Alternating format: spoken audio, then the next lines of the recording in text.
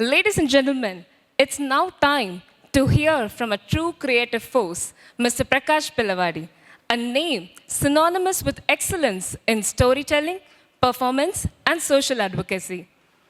An acclaimed actor, director, screenwriter, activist, and national award winning filmmaker, Mr. Belawadi has enriched Indian cinema and theatre through unforgettable work in films like Airlift, Madras Cafe, and The Kashmir Files. As a TEDx speaker and mentor, his influence extends beyond the stage and screen, stirring minds and hearts through his advocacy for civic responsibility and cultural evolution. Please join me in welcoming Mr. Prakash Belawadi to the stage. Thank you for that generous introduction. Founder, Mr. Goyal, faculty members, staff, parents, and dear students. I must tell you that when I get invited to many events, I get called up because, I'm a supporting actor in movies. But usually I never talk about anything that I do in the movies. I give very boring, heavy speeches about what we should worry about in our lives. So please bear with me. It's a double whammy because, I was supposed to speak only for 15 minutes. But I really appreciate it. They've asked me to speak for half an hour. So please bear with me, so I really, don't know how to say something that is so difficult to tell at the beginning of a big event in your young lives. But I think it is better to go with your eyes open into the world of performance and the world of our rewards of performance.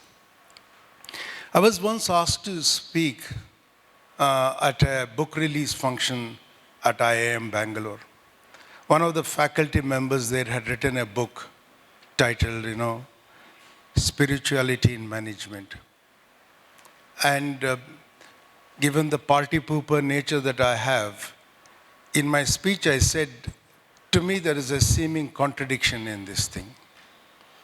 Because the purpose of management education, as it has been for many decades now, is that you're asked to train to become successful. So the point of management training is to find success. But the pursuit of spirituality is to find meaning and truth, if possible.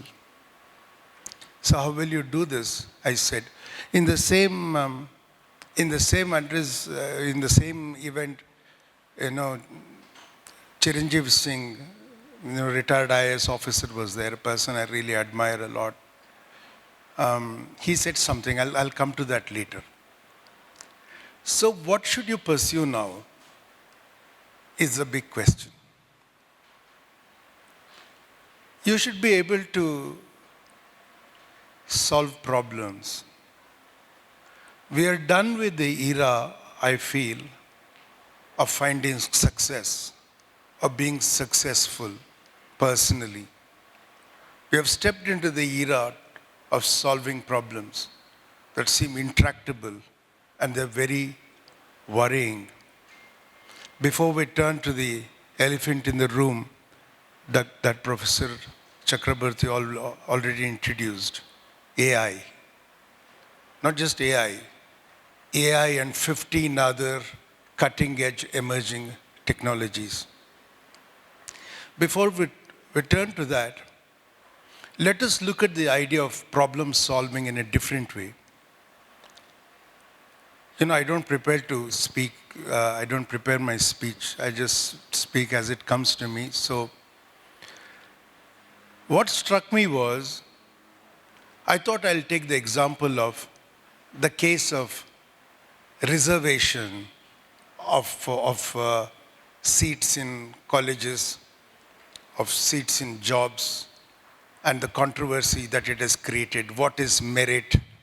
What is positive discrimination? What is reservation? What its benefits are? We'll look at it as a problem.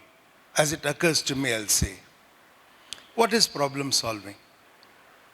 When you look at a thing like reservation, think about this. AI will replace jobs. There will not be as many jobs available in the future as they're available now.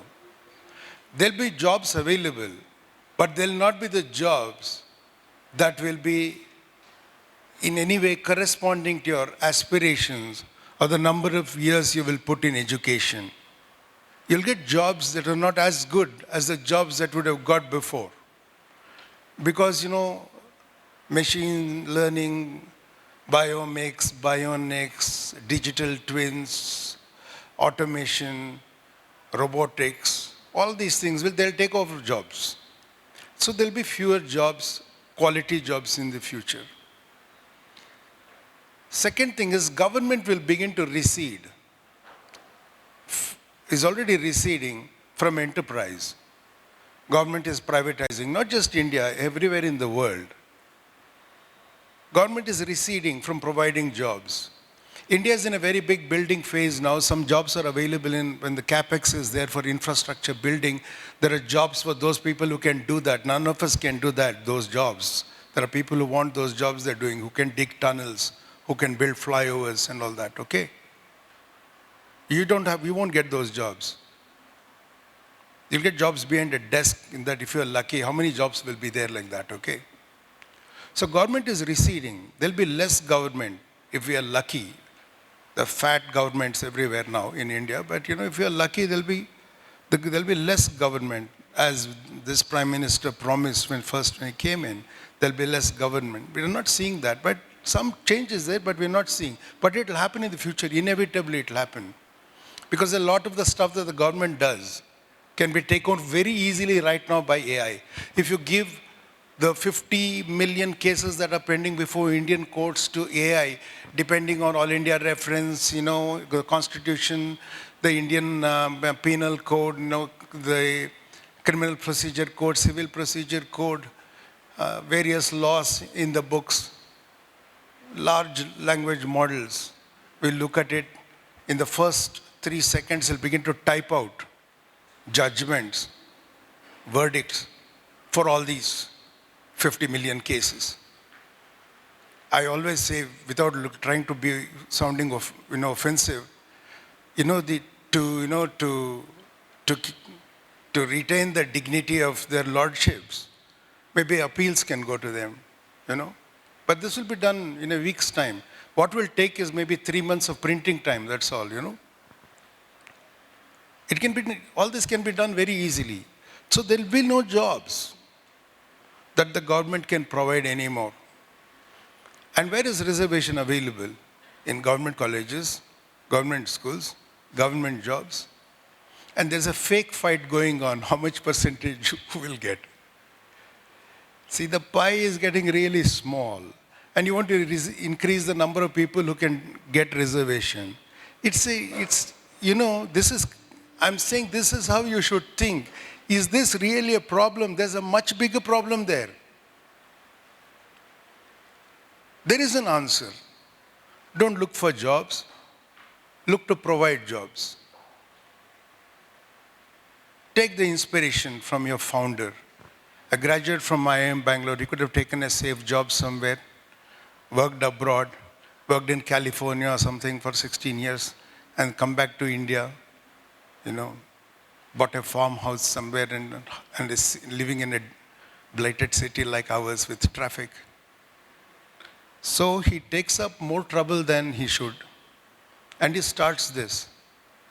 He can provide jobs. He can provide seats. That's a model. That is the solution.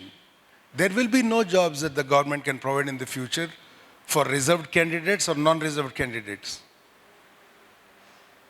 This is the problem. We are actually chasing false shadows. You can't get anything done in the way we've been thinking before.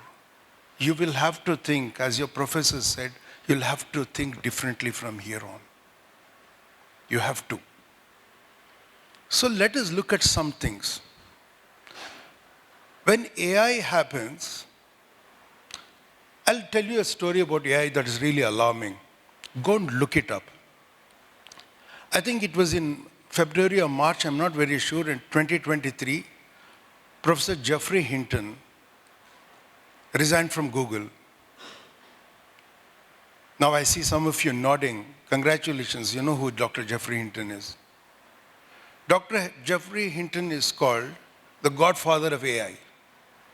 It was because of research work that he and his two students at Toronto University did, I think in 2012, that today's OpenAI and so on, other computing technologies have come into being. He was in Google, the godfather of AI he is called, Dr. Hinton. Just look at all the interviews, there's totally alarming stuff. He resigned from Google and gave an interview to New York Times the next day. Go and read up that interview also. Just Google and you'll get it. And he's been saying that he regrets his life's work. The godfather of AI says, I regret my life's work. I am afraid that machines will take over, AI will take over human beings and our affairs in this world. And eventually, AI may eliminate humans because it can see humans as a problem. Why are we a problem? I feel sorry, to say this because we and generations before me, we have screwed up the world for you. If we just stop doing what nonsense we are doing with the climate today, with the environment today, it'll take 400 years for it to be restored to some health. Not in any of our lifetimes. But we just carry on as if nothing has changed. Every month since May 2023 has been the hottest month that Europe has ever recorded in its history till now, every single month. We had never seen 40 degrees ever in Bangalore. We saw it last year. You can come here and say beautiful climate. It won't last if we live like this. For every 2,000 private vehicles in Bangalore, we have one bus. The BMTC, which just has 6,000 vehicles in Bangalore city, which occupies a fraction of one, it's like 0.4% of road space in Bangalore, does 29 lakh trips, 2.9 million passenger trips in a day.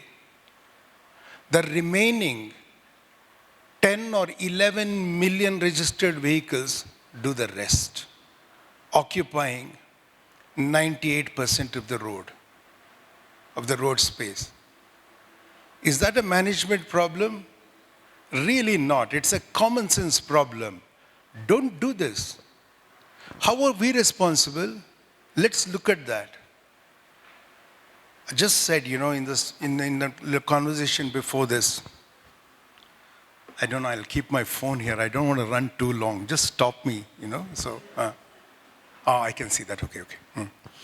So, in the conversation I said, don't complain about the traffic in Bangalore. If you have a vehicle, you are the traffic. You'll soon get the metro here. Use the metro. Walk. I know it's very difficult to walk because, like people with vehicles behave as though they own the road. Actually, when they stop, they have to walk as well. It's idiocy. It's actually,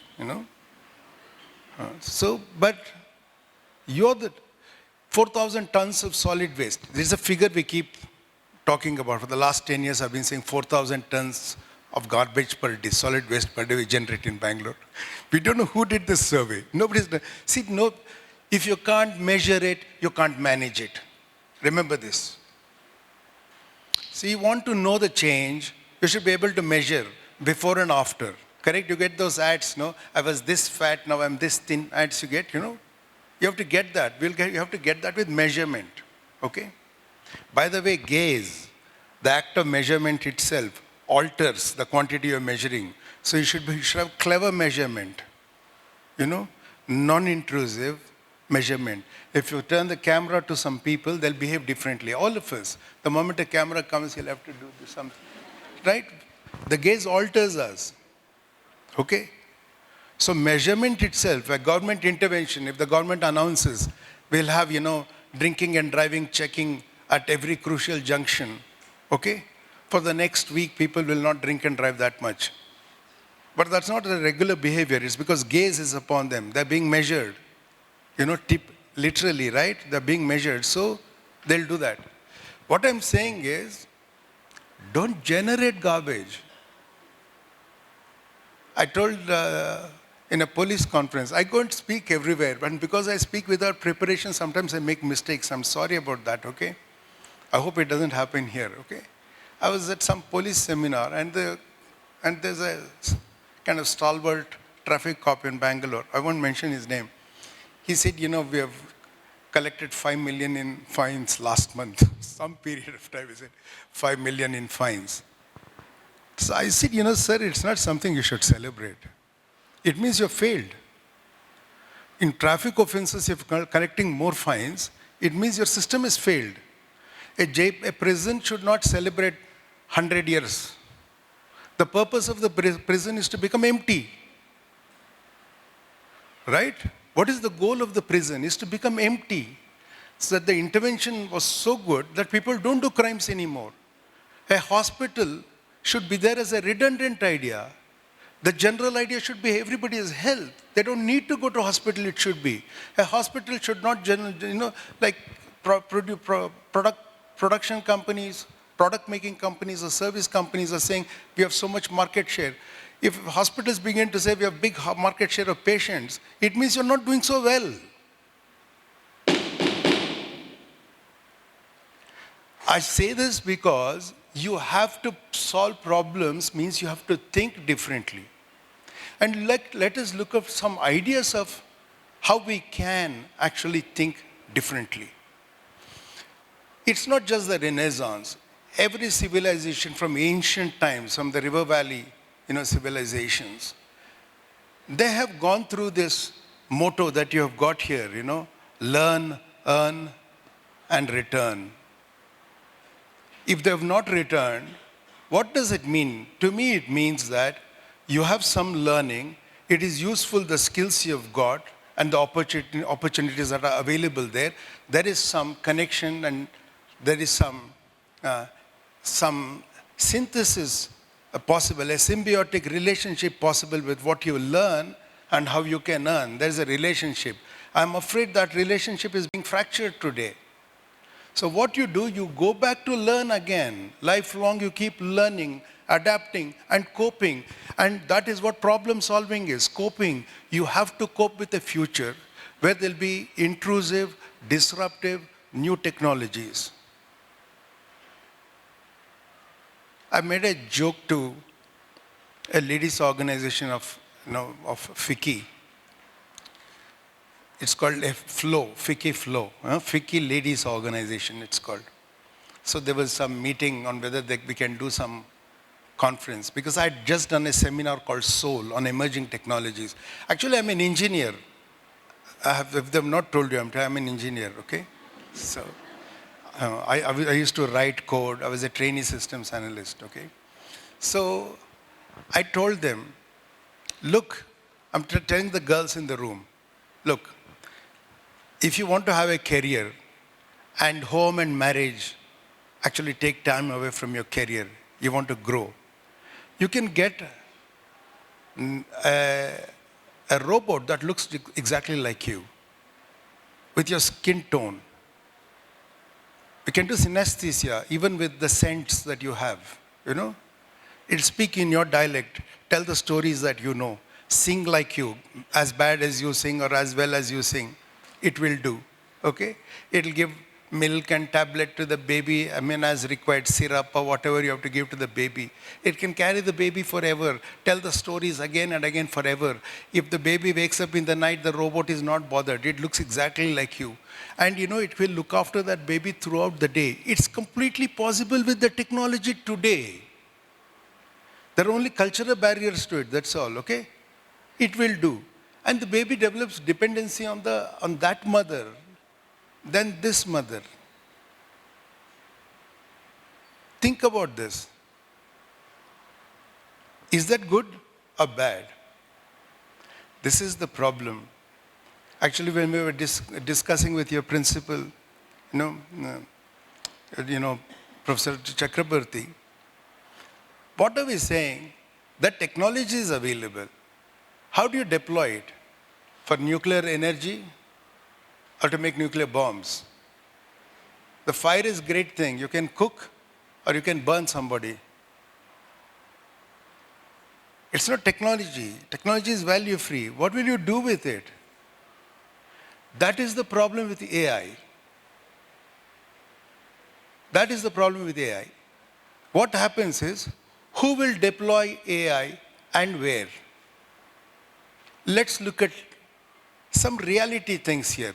You people may be guilty of it in the future. When you're successful, if you use that word successful, you can be in positions to use AI. Now, how will you deploy? Because the people who have employed you will look at this. They're not doing what your founder is doing, giving you an opportunity to learn.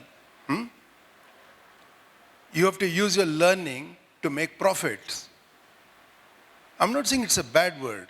At what cost? When the Iraq war happened, CBS 60 interviewed Madeleine Albright. And the question was, do you know, because of the sanctions, I don't remember the figure now, it's a huge number, 300,000 Iraqi children, suffered and many of them died from disease because the sanctions included not giving medicines that, pediatricians will prescribe. There was no point to it. What will little children do? Babies do. But the US sanctions to cause pain to parents, to the society that Iraq was, banned in the sanctions supply of medicine to Iraq. 300,000 children, most of them died. So, what do you think? He asked Madeleine Albright. And she said, we think it's worth paying the price. Who the hell paid the price? What do you mean worth? So I'm saying when you come into positions of power, how will you deploy AI? There's some grand ways, I'll tell you. We'll start with education because that's the field we are. I'm also a little bit of a teacher. I go and teach, in places. So I'll tell you. I was just telling them, so I'll tell you. If you have a film school where on the screen, Steven Spielberg will come and teach film. And he's saying, let's say he's teaching editing. And that thing will come on the screen, what cuts he has done in his various films, in Color Purple, why he has used a metaphor like this in some other film, why that red is there in Schindler's List on that girl, why he carries that, not a mass thing, but a reflection on every single tragedy. That's why I've done it. Let us say he's saying that, and he can show shots. He can say what's an over-the-shoulder shot from his own films. He doesn't have to do any copyright, it's own thing. He does it. And he does it in Tamil. Or he does it in Bengali. Why would you go to any film school? He'll do it. How real is this? How real is this? You look this up. See, your professors will know. Have you heard of Sal Academy in the US? Salman Khan, that's his name, not this Salman Khan. He's from Pakistan, but he's a very big name in the US. He's done an AI app in 2023 called Khan Amigo. And it can handle, in that time, 500,000 unique students. Now think, with with rapidly developing technologies. 500,000 unique students getting 500,000 customized lessons. In 500,000 students getting this all in their own dialects or languages. And there can be Q&A particular to each one of them. And simultaneously, that server can handle so many people. Why would you need colleges and schools? Move people into buildings to do what? You'll have to think about this. What is the field you'll go to? Let's say you're in government. You want to do an industrial estate. You have to. Why is Bangalore so crowded? Because good climate? That is bogus. Good climate is nothing. It's partly useful. It is what you want, actually. If there is, why will you go to Dubai? Not so good climate. I mean, what does it mean, actually? Okay. The thing is, you have facilities. There is a promise of a better life. Also, less and less that promises. Okay. It's promise of a better life. So you come here because the jobs are here. But the jobs are here because you want the better life. A robot will not ask for better life.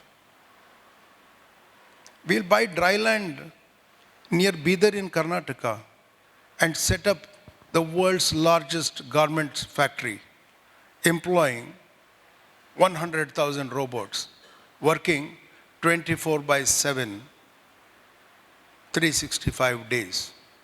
Like Professor said, no sick leave, no maternity leave, no human rights, nothing. Then what happens to all the factories here doing garments in Bangalore? The future will be utterly different from anything any one of us knows. In Chandigarh, they're making a film, India's first full-length AI feature film. The story is by Kushwant Singh. It's called Maharajas of Denim. No actors. The entire film is being done with AI. The quality will be excellent. It'll be completely realistic. You saw after Zelensky's aborted thing with Trump, very next morning I saw, overnight they've done, where they get up and they're beating each other. Very good lip sync, speech, everything in that. I've seen some jugalbandi between Trump and Modi, some song, right? But that is very long ago. Today it's not like that. It'll be perfect. I'll tell you one more story. See, there was in Philadelphia in 1996. Today, computer playing games, everyone knows. It was not something we knew before that much. We had small games, solitaire or something we had, In 1996, IBM, Deep Blue, I think it was called, their first supercomputer. As a marketing gimmick, what they did was they challenged Garry Kasparov, the greatest chess grandmaster of all time, to a match. He laughed. They mocked him. They said, sir, even if you lose, we'll share 50% of the $1.25 million reward. He went and played. He lost the first game. Then he became alert and he played a few more games and he won. He took the prize money and went. Next year, 1997, they called him for a rematch with IBM Deep Blue version 2 in Manhattan. Very big event. He came. He played. On the 9th day, he got up and as he was walking away, he muttered, see what happens when quantity becomes quality. When machines beat human, is actually, the machine doesn't have any intelligence, okay? It just computes. Which person is wearing gray here, let us say. Then, the human eyes will search random and spot. It won't do that. It'll go methodically from that. Like one beam of light scans your TV screen, it'll go. And it'll do so fast that it'll find it faster than the human scan. Actually, Time magazine did an essay and they wrote in that essay, he finished with quantity became quality. The Time magazine essay said, I remember those days. After that, they gave an interview. In that interview, IBM said, no, press conference, they said, we improved our machine, the computer, supercomputer. In 1 second, it could calculate 100 to 200 million moves. What chance does a human being have against that? That was 30 years ago nearly. Can you imagine what it will be now? What are you up against? Let's not have any illusions. I'll give you one more example. I was in Shivamogga and I was asked to speak to a conference of doctors. It was a small gathering, maybe half this size. People were there. They're all working doctors. They came, it was at 9 o'clock in the evening. They finished their work and they came. All very senior medical professionals. And I gave an abrasive speech, and saying, I will replace you, kind of thing. Because if you do cancer surgery, at molecular level surgery, if you have to do, can you trust humans with it? You can't. You can't. You would depend on them.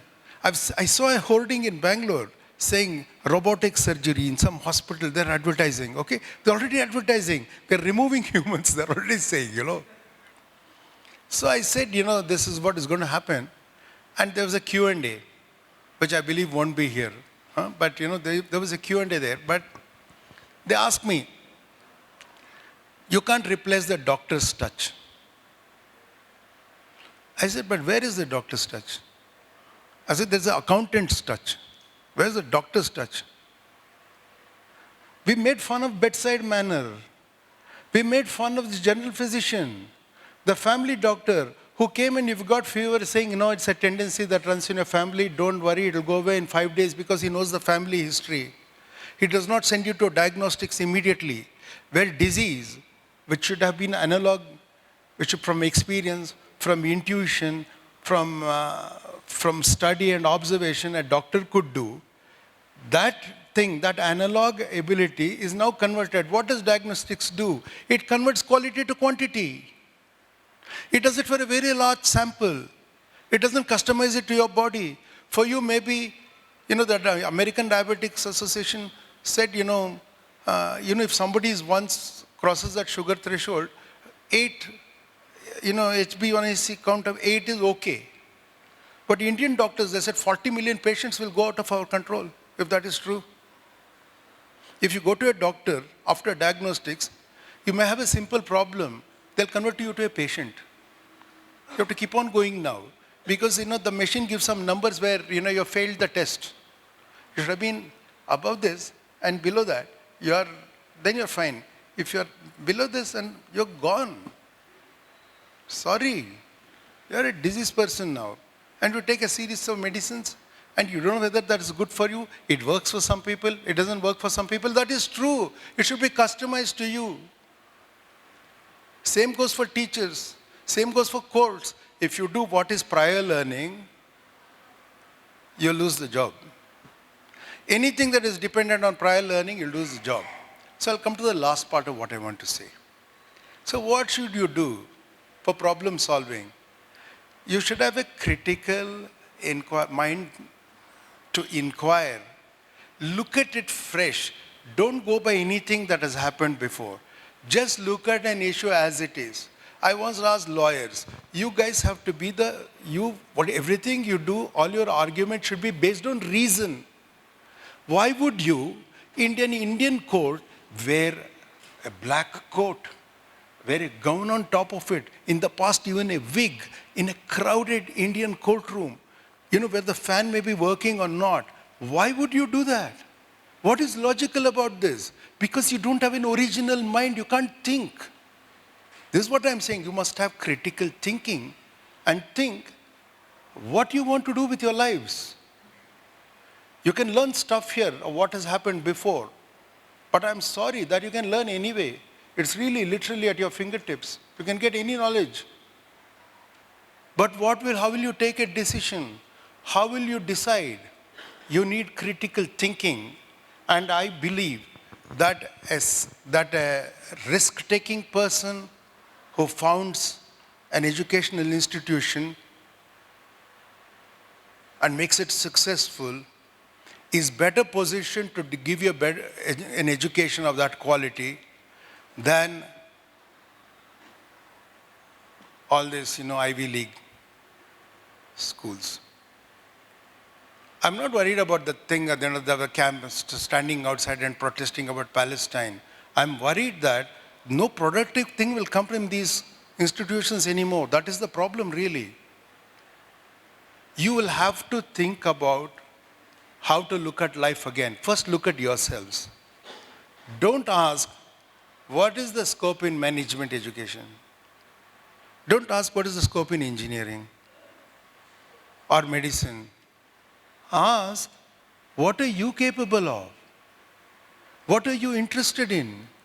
What makes you happiest to do? We need everyone. We need more people who know how to build drains now than people who know how to build computers in Bangalore. We don't know what to do with our garbage. Think about this. Because the court has ruled that you can't dump garbage elsewhere. Electric vehicles are beautiful. But where does electricity come from? By burning dirty coal somewhere in the countryside. That is a problem. So here it is. Think about yourselves and think about the set of possibilities you are. Think about how you can be the best version of yourself. Like Virat Kohli said, how come you're a chubby guy in Delhi playing cricket and suddenly you transform to this run machine? He said, I thought one day I want to become the best version of me. Think about that. And finally, I'll tell you, look at the clothes you wear. Think of the food you eat. Think of all the machines, all the gadgets, the things you love, your purse, your apparel, everything. Think about it. You don't make it. Somebody makes it. In a transactional world, you own it. But you don't own the knowledge that makes it. You don't understand the process that makes it. You don't know the ethics that are behind making it. You don't know if child labor has been employed. You don't know if the dye has been put into the Ganga river. You don't know. And you don't know and you don't care. We don't care. I'm not talking about you. I'm talking about me. You is us. We don't care. We own this. We don't know what sins it collects and brings to us. Today, unless you say, I am one of a community, you're an unethical person, you have to think. We made all these mistakes. Do what's good to you, for you. But what is you? You are informed from all this by the work of others. Why should you get a better salary than the person who grows the food you eat? What an incredible idea that farmers in India commit suicide. In the most populated country in the world, why are farmers committing suicide? Think about that. And I'm saying, if you reimagine yourselves as somebody who can make the better world, only then you'll be a better person. Otherwise, we will be the victims of our own success.